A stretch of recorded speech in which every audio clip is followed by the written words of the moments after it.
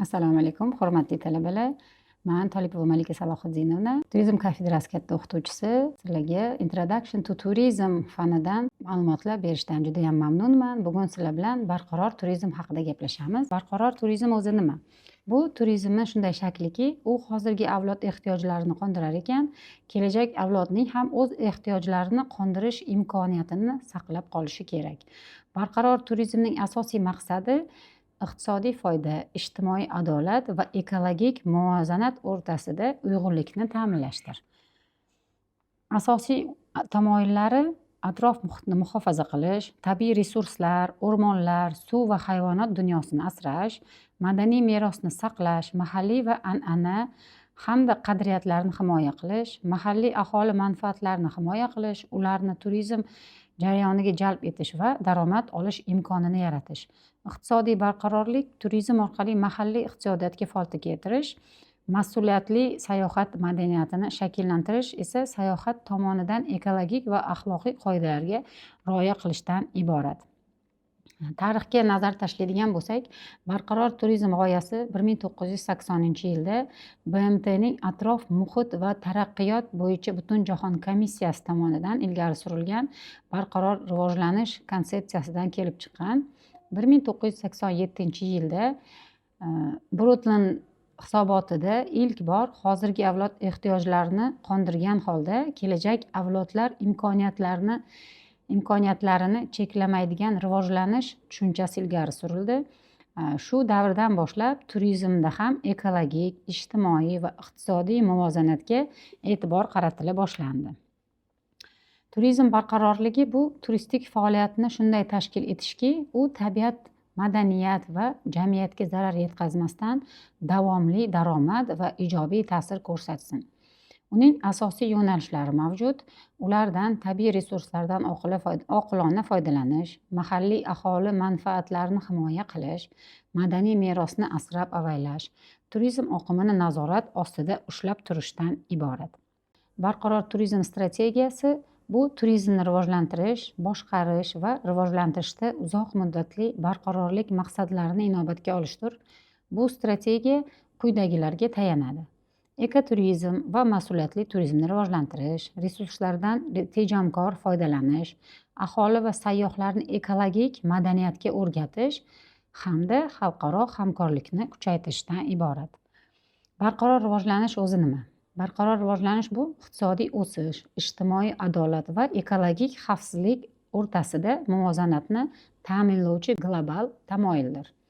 Turizmda bu quyidagicha namoyon bo'lishi mumkin. Ular mahalliy iqtisodiyotga foyda keltirish, madaniyatni asrash va targ'ib qilish, tabiatni muhofaza qilish va ekologik izni kamaytirishdan iborat. Barqaror rivojlanish iqtisodiy o'sish, ijtimoiy farovonlik va ekologik muvozanat o'rtasidagi uyg'unlikni ta'minlashga qaratilgan. Barqaror rivojlanishning 3 ta asosiy ustunliklari mavjud. Bulardan birinchisi ekologik barqarorlik, tabiiy resurslardan oqilona foydalanish, atrof muhitni muhofaza qilish. Ikkinchisi esa ijtimoiy barqarorlik. Bu adolat, tenglik va aholining hayot sifatini yaxshilashdir. Uchinchisi esa iqtisodiy barqarorlik, uzoq muddatli foydali hamda samarali iqtisodiy rivojlanishni ta'minlashdan iborat. Barqaror turizmning rivojlanishiga ta'sir etuvchi omillar ham mavjud.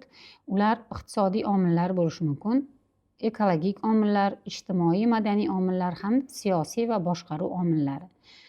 Endi sizlar bilan iqtisodiy omillar haqida gaplashadigan bo'lsak, barqaror turizmni rivojlantirishda iqtisodiy omillar muhim o'rin tutadi. Mahalliy iqtisodiyotning barqarorligi turizm infratuzilmasiga kirilayotgan investitsiyalar, soliq imtiyozlari va kichik biznesni qo'llab-quvvatlash siyosati turizmning barqaror rivojlanishiga turtki beradi.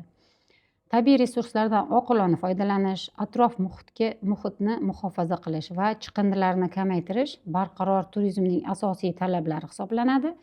Ekologik barqarorlikni ta'minlash orqali turizm uzoq muddatli istiqbolda ham foydali va xavfsiz bo'lishi mumkin. Bu ekologik omillardan iborat edi.